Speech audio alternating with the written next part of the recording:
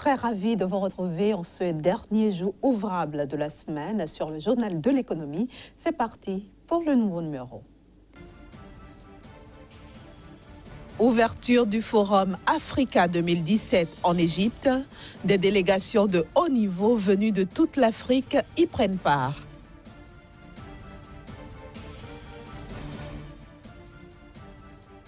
L'essence passe à 650 francs CFA dans les stations-service du Gabon. Il s'agit d'un record jamais enregistré dans le pays.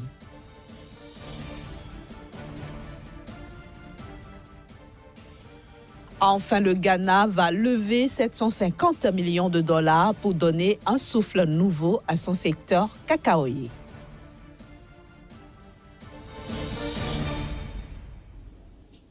L'Égypte accueille donc depuis hier la deuxième édition du Forum Afrique, prévu pour prendre fin demain samedi. Ce forum qui se tient à Sharm el-Sheikh réunit de nombreuses délégations composées d'hommes politiques, dont des chefs d'État et de gouvernement, des leaders politiques, des décideurs économiques.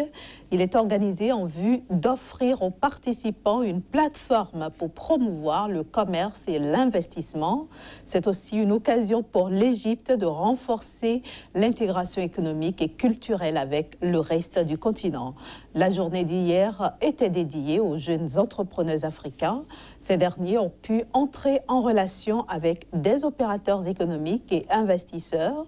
Les travaux se poursuivent ce vendredi et seront donc clôturés demain samedi. Au troisième trimestre 2017, l'Afrique du Sud a enregistré une croissance positive. Selon l'Agence nationale de la statistique, cette croissance se chiffre à 2%. Pour la deuxième fois consécutive après la récession qui a frappé l'Afrique du Sud début 2017, le pays le plus industrialisé du continent africain affiche un produit intérieur brut en hausse. À en croire l'Agence nationale de la statistique, le produit intérieur brut du pays est de 2% pour le compte du troisième trimestre 2017. Ce résultat a été rendu possible grâce au secteur agricole et minier. En effet, l'agriculture a connu une croissance de 44,2%. La récolte de maïs devrait être la plus importante jamais enregistrée dans le pays, à la suite de pluies abondantes dans les régions agricoles. Par ailleurs, la hausse de la production d'or et de platine a également permis au secteur minier sud-africain d'enregistrer une croissance de 6,6%.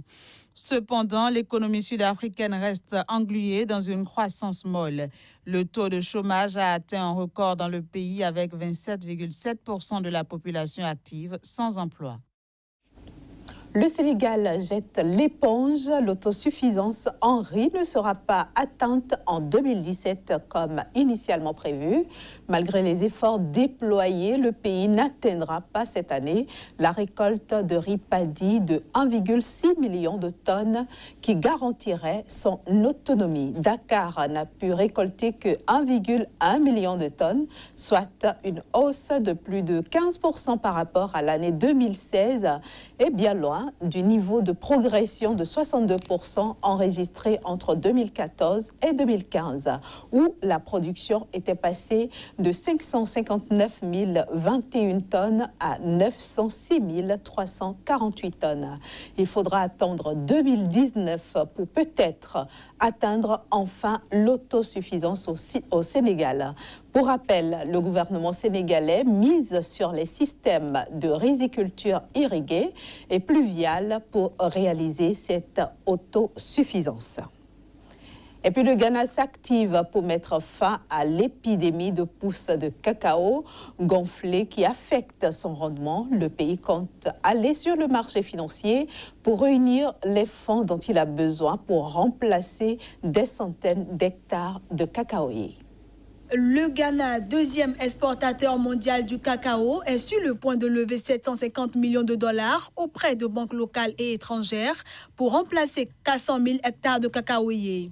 Prévu pour être bouclé au début de l'année 2018, ce financement est précisément destiné à améliorer les rendements et les revenus des milliers de petits agriculteurs qui constituent la majeure partie de la production. Ceci en procédant au remplacement de la moitié des arbres qui produisent la récolte du pays. Des arbres dont la plupart sont soit trop âgés, soit frappés par l'épidémie de pousse de cacao gonflé.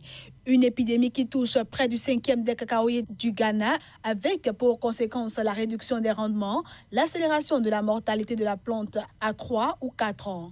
La levée de fonds annoncée va s'ajouter aux 600 millions de dollars que la Banque africaine de développement entend débloquer pour la construction d'entrepôts et d'autres mesures visant à améliorer les conditions de stockage et de distribution de cacao afin de réduire la déperdition de récoltes.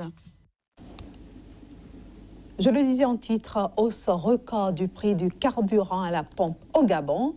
Depuis le début de ce mois de décembre, l'essence est vendue à 605 francs CFA le litre dans les stations-service et 635 francs CFA pour les industriels. Le gasoil coûte quant à lui désormais 540 francs CFA par litre en station-service et 570 francs CFA pour les industriels. Il s'agit d'une conséquence de la fin des subventions du carburant au Gabon, annoncée depuis 2015. Désormais donc, le prix du carburant est indexé au cours mondial du brut, qui, vous le savez, est en hausse depuis quelques mois maintenant.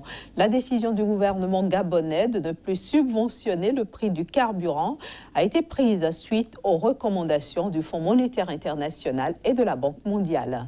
Ces subventions coûtaient à l'État gabonais environ 200 milliards de francs CFA par an. Nous allons rester au Gabon cette fois-ci pour nous intéresser au budget de l'État exercice 2018 et nous allons en parler dans un instant avec Casimir Pédio, notre chroniqueur.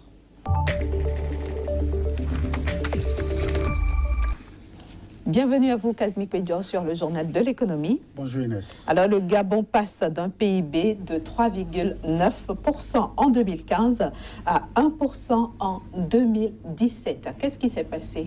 Ce qui s'est passé, c'est que le pays vit très difficilement la situation conjoncturelle qui est venue directement du chute du brut de pétrole en 2015, courant juin 2015, où déjà le Gabon, qui est un pays producteur du pétrole, n'a donc pas pu rééquilibrer les choses et donc le produit intérieur brut du pays a chuté. Il faut déjà dire aussi que la chute du pétrole a occasionné la chute des prix des matières premières. Le Gabon, qui en dehors du pétrole exportait donc le bois, a également vu donc sa production de bois chuter, le prix chuter, et donc tout ceci combiné a donné lieu à ce à quoi nous avons assisté, c'est-à-dire de 3,9% de produit intérieur brut en 2015. Le pays a enregistré pour le compte de cette année qui est en train donc de s'achever un produit intérieur brut de 1%, et à tout ceci s'ajoute donc la situation peu confortable au niveau de la gestion des finances publiques, au niveau de la gestion donc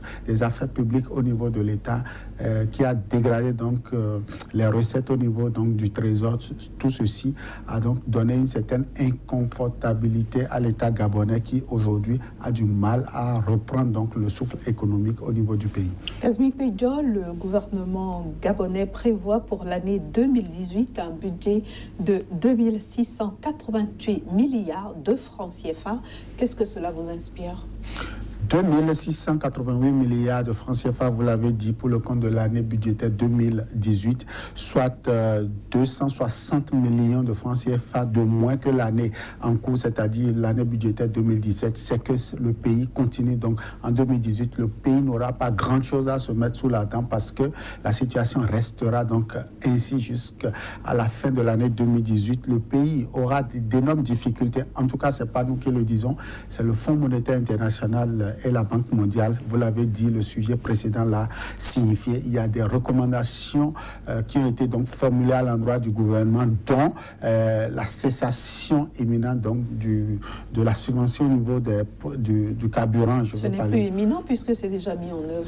Oui, en son temps, au moment où donc la recommandation a été formulée, le gouvernement donc avait du mal à adopter donc cette recommandation, ce qui est désormais chose faite au niveau du pays. Et il y a d'autres mesures mesures d'austérité également qui ont été recommandées à l'État gabonais pour que véritablement l'État puisse reprendre le contrôle des choses au niveau du pays. En tout cas, 2018 ne serait pas une année aussi heureuse pour le Gabon, car même si la situation liée aux chutes du but de pétrole a été maîtrisée, est en train d'être maîtrisée, la mauvaise gestion n'est pas toujours maîtrisée au niveau du pays. Le pays peine toujours à sortir donc les brebis galeuses de l'administration publique. La corruption prend de l'ampleur et tout ceci ne donne pas forcément une certaine confortabilité à l'économie gabonaise. Kazmik Pedjo, vous avez souligné les recommandations du Fonds monétaire international et de la Banque mondiale, mais dans le même temps, le Gabon a pris un certain nombre d'engagements.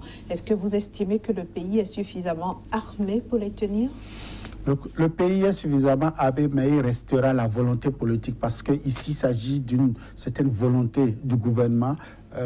L'opposition qui fait très tôt d'accuser donc le gouvernement de vouloir faire la chasse aux sorcières, et de l'autre côté le gouvernement aussi qui voudrait aller donc vers la sincérité en termes donc de bonne gouvernance, et donc il y aura un peu de difficulté. En tout cas, selon le Fonds monétaire international, le Gabon est mal cité en termes donc de corruption. Le pays a occupé par exemple la 111e place sur 116 au niveau donc du classement des indices de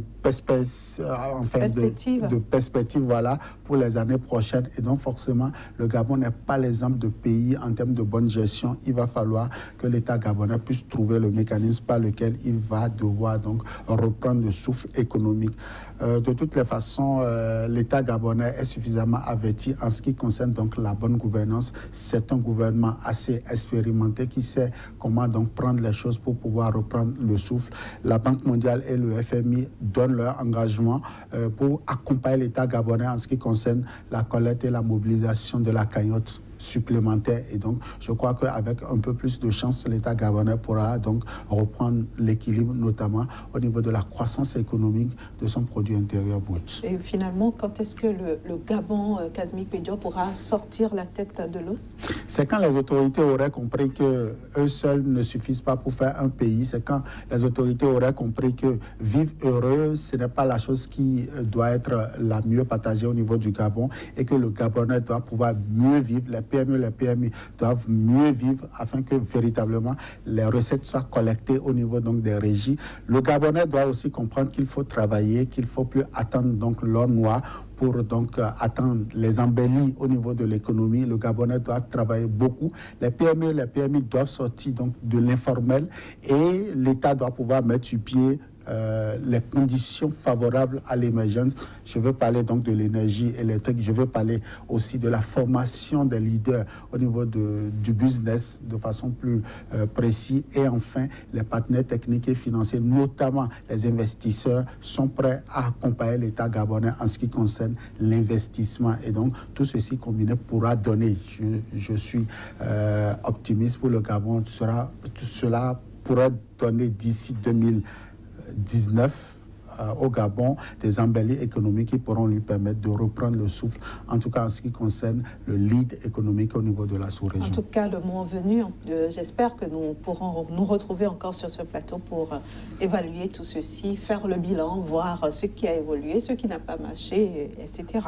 Merci en tout cas, Kazmik Pedjo, merci d'être passé sur le journal de l'économie. Je vous souhaite un bon week-end. À vous de même.